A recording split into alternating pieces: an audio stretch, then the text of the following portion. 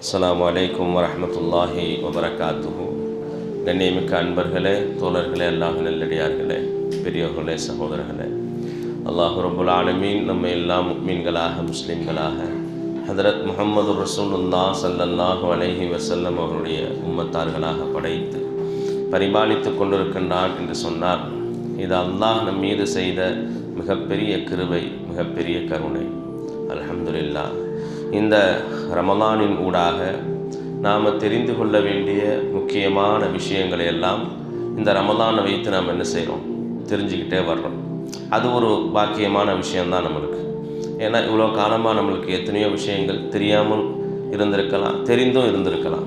தெரிந்தது ஓரளவுக்கு நம்மளுக்கு மறந்தும் போயிருக்கும். ஆகையினால் இது ஒரு ரிவ்யூ மாதிரி இந்த ஒரு மாதத்தில் நிறைய விஷயங்களை பற்றி நாம் என்ன செஞ்சுக்கிட்டே வர்றோம், பேசிக்கிட்டே வர்றோம். அல்ஹம்துலில்லாஹ். அதன் அடிப்படையில் ஸல்லல்லாஹு அலைஹி வஸல்லம் அவங்க சொன்னாங்க, அல் ஐனு ஹக்குன், கண் திருஷ்டி, கண்ணேறு என்பது உண்மை என்பதாக நபி அவங்க சொன்னாங்க. புரியுதா? அந்த கண்ணின் மூலமாக, அதாவது இப்போ சொல்கிறாங்க டெவில் ஐங்கிறாங்க, புரிஞ்சா? இப்போ என்ன செய்கிறாங்க, அதை ஏதோ வேறு வார்த்தைகள்லாம் சொல்கிறாங்க. ஆனால் அதை ஸல்லல்லாஹு அலைஹி வஸல்லம் என்ன செஞ்சிட்டாங்க, அவங்களுடைய காலத்திலேயே அவங்க நமக்கு சொல்லி காட்டியிருக்கிறாங்க, கண் திருஷ்டி என்பது உண்மை என்பதாக. ஆகையினால் கண் திருஷ்டி படக்கூடாது, கண்ணேறு படக்கூடாது என்பதற்காக வேண்டி ஸல்லல்லாஹு அலைஹி வஸல்லம் பிரத்யேகமாக ஒரு துவாவை நம்ம என்ன செஞ்சுருக்கிறாங்க, கற்றுக் கொடுத்துட்டு போயிருக்கிறாங்க. நிக்காஹுடைய துவா என்ன? பாரக்கல்லாஹு லக வ பாரக அலைக வ ஜமா பைனகுமா ஃபில் கைர். இந்த துவாவை நபி அவங்க என்ன செஞ்சாங்க, நம்மளுக்கு கற்றுக் கொடுத்துட்டு போயிருக்கிறாங்க. ஏதாவது ஒரு விஷயத்தை பார்த்து நமக்கு ஒரு சந்தோஷம் வந்தாலோ, ஒரு ஆச்சரியப்படுற மாதிரி ஒரு விஷயத்தை யாராவது நமக்கு சொன்னாலோ, ஏதாவது ஒரு பொருளை வாங்கிட்டேன்னு சொன்னாலோ, வீடு வாங்கிட்டேன், கார் வாங்கிட்டேன், இடம் வாங்கிட்டேன் அப்படின்னு ஏதாவது சொன்னாலோ, அவங்களுக்கு இந்த கைமாறாக நம்ம சொல்லக்கூடிய விஷயம் என்ன அப்படின்னு கேட்டால், பாரக்கல்லா, அல்லாஹ் உங்களுக்கு பரக்கத்து செய்யட்டும், அல்லாஹ் உங்களுக்கு பரக்கத்து செய்யட்டும் அப்படின்னு சொல்லணும். அப்படியா, எங்கே வாங்கினீங்க, எப்போ வாங்கினீங்க, என்ன ஏது, அதெல்லாம் பின்னாடி கேட்டுக்கலாம். விவரங்கள் தெரிந்து கொள்வது என்பது என்ன செஞ்சுக்கலாம், பின்னாடி கேட்டுக்கலாம். முதலாவதாக நம்ம சொல்ல வேண்டிய வார்த்தை என்ன? பாரக்கல்லா, அல்லாஹ் உங்களுக்கு பரக்கத்து செய்யட்டும் அப்படின்றது தான் முதல்ல சொல்லணும். புரிஞ்சா? ஏன்னு சொன்னால் நாம் சொல்லக்கூடிய அந்த வார்த்தை, எண்ணக்கூடிய அந்த எண்ணங்கள், அதனுடைய பிரதிபலிப்பு உண்டாகும். உதாரணத்துக்கு சொல்கிறேன், ஒரு நேரத்தில் நல்ல சட்டை போட்டு வந்தார், நல்ல ஆளும் நல்லா கலராக இருக்கா, அதுக்கேற்ற மாதிரி ஒரு சட்டை போட்டு வந்தார். என்னங்க சட்டை சூப்பராக இருக்குது, பல இருக்குது, மாப்பிள்ளை மாதிரி இருக்கிறீங்க அப்படின்னா, திடீர்னு ஃபோன் வரும், பாய் கொஞ்சம் சீக்கிரம் வாங்க பாய், என்ன இந்த கீழே விழுந்துட்டேன் பாய் அப்படின்னு சொல்லிட்டு சட்டெல்லாம் கிழிஞ்சு போய்டும், சட்டெல்லாம் கிழிஞ்சு போய்டும். அவள் தான் அவங்க கண்ணு எந்தளவுக்கு வேலை செஞ்சுருக்கு பாரு. மாப்பிள்ளை மாதிரி இருந்தால் என்ன செஞ்சிட்டார், ஹாஸ்பிட்டல் அட்மிட் ஆகிட்டார். அப்போ என்ன செய்யக்கூடாது, நல்லதை பார்த்தா, நல்லா உங்களுக்கு தெரிஞ்சால், உங்களுக்கு சந்தோஷம் ஏற்படுற மாதிரி ஒரு விஷயம் தெரிஞ்சால், அல்லாஹ் உங்களுக்கு பரக்கத்து செய்யட்டும், அல்லாஹ் உங்களுக்கு பரக்கத்து செய்யட்டும். அந்த கண்ணேர் அடிபட்டு போயிடும். அந்த கண்ணேர் என்ன செஞ்சிடும், அடிபட்டு போயிடும். நம்ம பிள்ளைக்கு நம்ம கண்ணு படும்.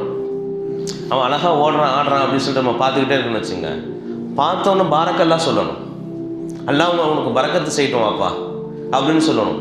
இல்லை நல்லா விளையாடுற பொத்துட்டு விழுந்து பல்ல உடச்சிக்குவான், டமடமான்னு ஓடி போய் முட்டிக்குவான், மண்டை வீங்கி போயிடும். புரிஞ்சா? நம்ம பார்க்க தான் செய்வோம். அவன் அப்போ தான் எந்திரிச்சு தத்தி புத்தி இப்படி நடக்க ஆரம்பிப்பான். நல்லா நடக்கிற புள்ள போத்துன்னு வந்துடும். இது என்ன செய்யும், நடக்கும். இது நம்மளுடைய வீடுகளில் நடக்கக்கூடிய விஷயந்தான். அதே போல் கண்ணீரிலிருந்து மற்றவங்களுக்கு அவங்க நம்மக்கிட்ட சொல்கிறாங்க, அதை நம்ம திருப்பி நம்ம பதில் சொல்லும்போது பாரக்கல்லா சொல்லணும். நாமளும் பாதுகாப்பாக இருக்கணும், நாமளும் பாதுகாப்பாக இருக்கணும். வீட்டுக்கும் சாமான் வாங்கிட்டு போகிறோம், அது டிரான்ஸ்பரண்ட் கவர் இல்லாமல் என்ன செய்யணும், உள்ளே இருக்கிற பொருள் தெரியாத அளவுக்கு ஒரு கவர் வாங்கி, உள்ளே இருக்கிற பொருள் தெரியாத அளவுக்கு என்ன செய்யணும், ஒரு கவர், ஒரு கூடை வாங்கி வச்சுக்கணும். ஒரு கவர் என்ன செய்யணும், ஒரு பிளாக்லேயோ ஒரு ப்ளூலையோ என்ன செய்யணும், வாங்கிக்கணும். ஏன், என்ன பொருள் உள்ளே இருக்குன்னு மற்றவங்களுக்கு தெரியக்கூடாது. ஏன், முட்டை சாப்பிடக்கூடாதுன்னு ஒருத்தர் சொல்லியிருப்பார், நீ 10 முட்டை வாங்கிட்டு போகிற, அவ்வளோதான், அன்றைக்கி பூரா வயிற்றால போகும். நம்ம முட்டை சாப்பிடக்கூடாது ஒருத்தர் சொல்லியிருக்கு, நல்லா ஒயிட் கலர் கவரில் 10 முட்டை வாங்கிட்டு போனார், நம்மளை தான் சாப்பிட வேணான்னு சொல்லிட்டான். பாய் 10 முட்டை வாங்கிட்டு போகிறார். அவங்க தான் நீ வயிற்றால போய்ட்டு என்ன டயரியா வந்து ஹாஸ்பிட்டலில் அட்மிட் ஆகி போய்டு. புரியுதா? ஏன், அவன் முட்டை சாப்பிடக்கூடாதுன்னு சொல்லியிருக்கு, நீ சாப்பிட்றத பார்த்தா அவனுக்கு என்ன தெரியும், 10 முட்டை வாங்கிட்டு போனால் என்ன தெரியும். சரி, ஒரு முட்டை வாங்குறதுக்கு காசு இல்லாத நபர்கள் இருப்பாங்க இல்லையா, முட்டைங்கிறது இப்போ சாதாரணமான விஷயம். நான் முட்டையை ஒரு எடுத்துக்காட்டுக்காண்டி சொல்லியிருக்கிறேன். நீங்கள் எல்லாத்துலேயும் இதை அப்ளை பண்ணி பாருங்கள். எந்த விஷயத்தை நீங்கள் என்ன கன்சியூம் பண்ணியிருக்கிறீங்க, அதை கன்சியூம் பண்ண முடியாத எவ்வளோ மக்கள் இருக்கிறாங்க. அதை நீங்கள் அவங்களுக்கு கண் தெரிகிற மாதிரி, அவங்களுக்கு கண்ணில் படுற மாதிரி அதை நீங்கள் புழங்கும் போதோ பயன்படுத்தும் பொழுதோ அதனுடைய ஏக்கம் நம்மளை தாக்கும். நம்மளுடைய ஏக்கம் என்ன செய்யும்? அவங்களுடைய ஏக்கம் நம்மளுக்கு பாதிப்பை உண்டாக்கும். ரசூலுல்லாஹி ஸல்லல்லாஹு அலைஹி வஸல்லம் காலத்தில் ஒரு சஹாபி குளிச்சுட்டு வந்தாங்க. அதை பார்த்த இன்னொரு சஹாபி, ரொம்ப அழகாக இருக்கிறீங்களே அப்படின்னாங்க. ரொம்ப அழகாக இருக்கிறீங்களே. அரபியர்கள் எப்போ நல்லா என்ன செய்வாங்க, ஆஜானுபோகமான உடம்பு இருக்கும், அதே போல் நல்லா வெள்ளையாக இருப்பாங்க. என்ன செய்யும், குளிச்சுட்டு வந்தோடனே அவங்க மேலெல்லாம் துண்டெல்லாம் ஒன்றும் போடலை, அப்படியே வர்றாங்க குளிச்சுட்டு. அதை பார்த்துட்டு இந்த சஹாபி என்ன செஞ்சாங்க, ரொம்ப அழகாக இருக்கிறீங்களே அப்படின்னு சொன்ன உடனே அவங்களுக்கு காய்ச்சல் வந்து படுத்துட்டாங்க. அந்த சஹாபியை காணோம்னு ரசூலுல்லாஹி ஸல்லல்லாஹு அலைஹி வஸல்லம் கேட்குறாங்க. எங்க இந்த சஹாபியை 2-3 நாளாக காணமே என்ன அப்படின்னு விசாரிப்பாங்க ஸல்லல்லாஹு அலைஹி வஸல்லம். டெய்லியும் யார் வர்றா போகிறா அப்படின்றத என்ன செய்வாங்க பார்த்துக்கிட்டு 2 நாள் வரலன்னா கேட்பாங்க. அதுபோல் அந்த சஹாபி வரலன்னொடனே ஏன் என்ன ஆச்சு அவங்களுக்கு அப்படின்னு சொல்லி கேட்குறாங்க. சஹாபாக்கள் போய் பார்த்துட்டு வந்து சொன்னாங்க, யாரை சொல்லலாம் அவங்களுக்கு முடியல, உடம்பு சரியில்லை. என்ன ஆச்சு அப்படின்னு. யாரை சொல்லலாம், இந்த மாதிரி என்ன செஞ்சிச்சு, நான் தான் அன்றைக்கி வந்தாங்க ஏற்ற மாதிரி நான் என்ன செஞ்சேன், கேட்டேன், நல்ல அழகாக இருக்கிறீங்களேன்னு சொன்னேன். அப்போ ஸல்லல்லாஹு அலைஹி வஸல்லம் சொன்ன வார்த்தை என்னன்னு சொன்னால், உங்களுடைய சகோதரரை நீங்கள் ஏன் கொலை செய்கிறீர்கள்னு கேட்டாங்க. என்ன கேட்டாங்க, கண் திருஷ்டி கபரு குழியில் வைத்து விடும். என்ன சொல்கிறாங்க, கண் திருஷ்டி கபரு குழியில் வைத்து விடும். எந்த நோயினாலையும் மரணம் வந்துடும் நபி அவங்க சொல்லவே இல்லை. இந்த நோய் வந்தால் மரணிச்சு போயிடுவாருன்னு நபி சொல்லவே இல்லை. அல்லாஹ்வும் சொல்லலை, நபியும் சொல்லலை. இந்த நோய் வந்துடுச்சா அவள் தான் அவர் இறந்து போயிடுவார். யார் சொன்னா? அப்படி ஒரு நோயே கிடையாது. அந்த நோயினால் அவருக்கு மரணம் வருதுன்னு கிடையாது. மரணம் வரும்போது அந்த நோய் வந்திருக்கு. எப்படி மரணம் அவருக்கு சம்பவிக்கின்ற நேரத்தில் அந்த நோய் அவரை தாக்கியிருக்குமே தவிர்த்து இந்த நோய் வந்தால் மரணம் தான் அப்படின்னு ஒன்றுமே கிடையாது. ஆனால் ஹதீஸ் என்ன, கண் திருஷ்டி கபரு குழியில் வைத்து விடும். புரிஞ்சா? ஒரு மனிதன் கண் திருஷ்டியின் காரணமாக கபரு குழியில் சென்று விடுவான் என்பது ஹதீஸ் வருது, நமக்கு பார்க்கணும். புரியுதா? அதனால கண் திருஷ்டியில் என்ன செய்யணும், ரொம்ப நாம் உஷாராக இருக்கணும். புரியுதா?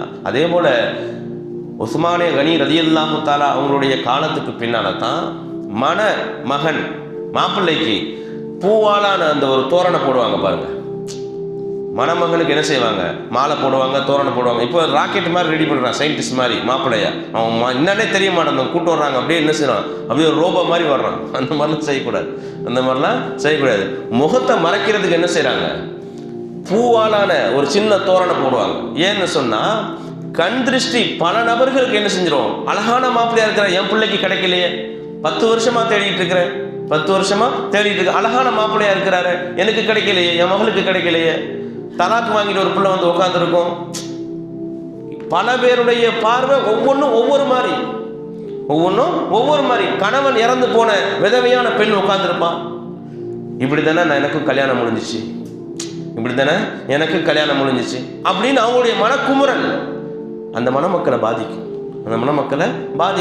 ஆகையினால் என்ன செஞ்சாங்க, பூவாலான தோரணம் மணமகனுக்கும் போட்டாங்க. ஏன், பல பெண்களுடைய பல கண்களுடைய அந்த பார்வையிலிருந்து காப்பாற்றிக்கணுன்றதுக்காக. புரியுதா? எல்லா விதத்திலையும் நாம் என்ன செய்யணும், எல்லாத்துக்கும் வழிகாட்டல் இருக்கு இஸ்லாத்தில், எல்லாத்துக்கும் வழிகாட்டல் இருக்கு. ஆனால் இவன் இப்போ என்ன ரெடி பண்ணிட்டான்னா, அன்னைக்கு ஒரு இடத்துல ஒரு நிக்காஹ் எழுதுறதுக்கு சொல்லுப்பாங்கிற எங்கேருந்து சொல்கிறானே தெரியல, தூக்குப்பா இதை முதல்ல, உன் வாய் எங்கே இருக்கு, மூக்கு எங்கே இருக்குன்னே தெரியலையாப்பா அப்படின்னு சொல்லிட்டு அதை எடுத்து அவன் மேலே போட்டு அதையே தூக்க முடியல, அதையே தோரணை போட்டு கொண்டு வர்றாங்க. ராக்கெட் மாதிரி ரெடி பண்ணி ஆளை 4 பக்கமும் 4 பேர் பிடிச்சி, ஏன் அவன் எங்கே கால் வைக்கிறான்னு தெரியல, கீழே குனிஞ்சு பார்க்கறதுக்கு இடமே இல்லையே, அந்த மாதிரி என்ன செஞ்சிடறாங்க, மாப்பிள்ளையை ரெடி பண்ணி ஏன் தடிக்கு விழுந்து கீழே விழுந்துட்டான்னா 4 பக்கமும் பிடிச்சிட்டு வர்றாங்க ஆளுங்க. அல்ஹம்துலில்லாஹ். புரியுதா? அதனால என்ன செய்யணும்னு சொன்னால், நம்ம கண்களை உறுத்துகின்ற மாதிரி ஒரு விஷயம் தென்படுகின்ற பொழுது அவர்களுக்கு துவா செஞ்சு தான் நம்முடைய வார்த்தைகளை வெளிக்கொண்டு வரணும். அல்ஹம்துலில்லாஹ், அல்லாஹ் பரக்கத் செய்யட்டும் உங்களுக்கு, பாரக்கல்லா, அல்லாஹ் உங்களுக்கு பரக்கத் செய்யட்டும். பாரக்கல்லான்ற வார்த்தையை தான் நபி பயன்படுத்தியிருக்கிறாங்க. மணமக்களுக்கு ஸல்லல்லாஹு அலைஹி வஸல்லம் பயன்படுத்தின வார்த்தை என்ன, பாரக்கல்லாஹு லக வ பாரக அலைக வ ஜமஅ பைனகுமா பில் கைர். அந்த வார்த்தையை நம்ம பயன்படுத்தணும். ஒருத்தர் வந்து சொல்கிறார், ஏதாவது ஒரு சாமான் நான் வாங்கிட்டேன், சந்தோஷத்தின் காரணமாக அந்த சந்தோஷத்தை வெளிப்படுத்தணும் தானே சொல்கிறாரு. உங்கள் சகோதரன் திருப்பி அவர் சந்தோஷமாக இருக்கணும் நாம் விரும்பணும் இல்லையா? பாரக்கல்லா, அல்லாஹ் உங்களுக்கு பரக்கத்து செய்யணும். அந்த வார்த்தை நம்ம மூலமாக ஏற்படக்கூடிய தீங்கை விட்டு அவரை பாதுகாத்துடும். நம்ம மேலே ஏதாவது நம்ம என்ன செஞ்சிட மாட்டோம், இவங்க இவ்வளோதான் ஒழிச்சு கட்டிடணும் அப்படிலாம் யாரும் நினைக்க போகிறதில்ல. இருந்தாலும் நம்ம அறியாமல் நம்மளுக்கு இன்னும் கிடைக்கலையே அப்படின்ற அந்த ஏக்கத்தின் காரணமாக ஏதாவது அவருக்கு ஒரு பாதிப்பு ஏற்படுமானால் நாம் சொல்லக்கூடிய அந்த வார்த்தை அதை என்ன செஞ்சிடும், தடுத்துடும். பாரக்கல்லா, அல்லாஹ் உங்களுக்கு பரக்கத்து செய்யுங்க அப்படின்ற அந்த வார்த்தை என்ன செஞ்சிடும், தடுத்து நிப்பாட்டிடும்.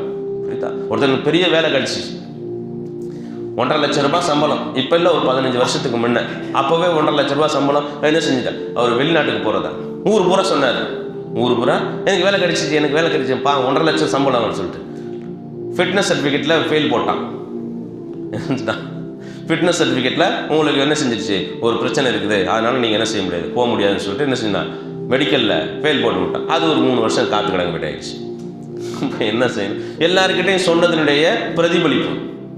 நம்ம பாட்டுக்கு கம்மி தான் 1,50,000 லட்சம் சம்பளம் வாங்கி ஆளுக்கு ஒரு என்ன செஞ்சு ஒரு 2,000 3,000 அனுப்பிச்சு இது மாதிரி என்ன செஞ்சிச்சு, எனக்கு கிடச்சிச்சு, வேலைக்கு நான் வந்திருக்கிறேம்மா, நீ நல்லா இருக்கேன், துவா செய்யுங்க எனக்கு அப்படின்னு சொல்லிட்டு என்ன செய்ய, ஆளுக்கு 2,000 3,000 நீ அனுப்பிச்சி விட்டீங்கன்னு சொன்னால் அது பெரிய வேற விஷயம். அது எனக்கு வேலை கிடைச்சிச்சு கிடைக்கவே இல்லை கையில், நீ போய் சேரவும் இல்லை, ஒரு மாதம் சம்பளம் வாங்கவும் இல்லை. என்ன செஞ்சு போச்சு, 3 வருஷம் தள்ளி போயிடுச்சு. 3 வருஷம் தள்ளி போயிடுச்சு. அதனால் நாமளும் உஷாராக இருக்கணும். நம்மக்கிட்ட வந்து சொல்லக்கூடிய நம்ம சந்தோஷத்தை பகிர்ந்து கொள்வதற்காக வேண்டி வந்தது நம்மளுடைய நண்பர்கள், அவங்களும் நல்லா இருக்கணும் நாம் நினைக்கணும். அவங்களும் நல்லா இருக்கணும். ஒரு காரில் போகிறாங்க, ஒரு முஸ்லீம் குடும்பம், அல்லாஹ் பரக்கத்து செய்யட்டவங்க நல்லா இருக்கணும். அவங்க நம்மக்கிட்ட கார் இல்லை, நம்முடைய சமுதாயம் காரில் போகுது. நம்முடைய சமுதாயம் கார், ஒரு பெரிய பில்டிங் கட்டி வாடகை கூட்டிருக்கிறாரு. நம்முடைய சமுதாயம் இப்படி நல்லா வாழ்றாங்க. நம்மளுக்கு சொந்தக்கு என்ன செய்யறான், வாடகை கூட தரமாட்டேங்கிறான், வாடகைக்கு வீடு தர மாட்டேங்கிறான். ஒரு காம்ப்ளெக்ஸ் கட்டி வாடகை விட்டுருக்கிறாரு. நம்முடைய சமுதாயத்தை சார்ந்தவர், அல்ஹம்துலில்லாஹ், அல்லாஹ் அவருக்கு பரக்கத்து நல்லா இருக்கட்டும் அப்படின்னு துவா செய்யணும். அப்படின்னு என்ன நம்மளுக்கு வாடகைக்கு கூட வீடு கிடைக்கல, இந்த ஆளுக்கு என்ன மாதம் 3 லட்சம் காம்ப்ளெக்ஸில் மட்டும் வருமானம் வருது அப்படின்னு நினைக்கக்கூடாது.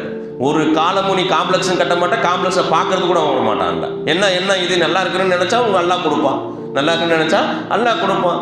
இது மாதிரி அவனுக்கு என்ன அப்படி வருது, இவனுக்கு என்ன அப்படி வருது, வரவே வராது உங்ககிட்ட. அதுதான் நியதி, அதுதான் நியதி. புரியுதா? ஹைர், அல்ஹம்துலில்லாஹ். அல்லாஹு தஆலா எல்லா விதமான கண்ணீர்களை விட்டும் அல்லாஹ் ரப்புல் ஆலமீன் நம் அனைவர்களையும் பாதுகாத்து அருள் புரிவானாக. வாஹிரு தஅவானா அனில் ஹம்துலில்லாஹி ரப்பில் ஆலமீன். அஸ்ஸலாமு அலைக்கும் வரஹ்மத்துல்லாஹி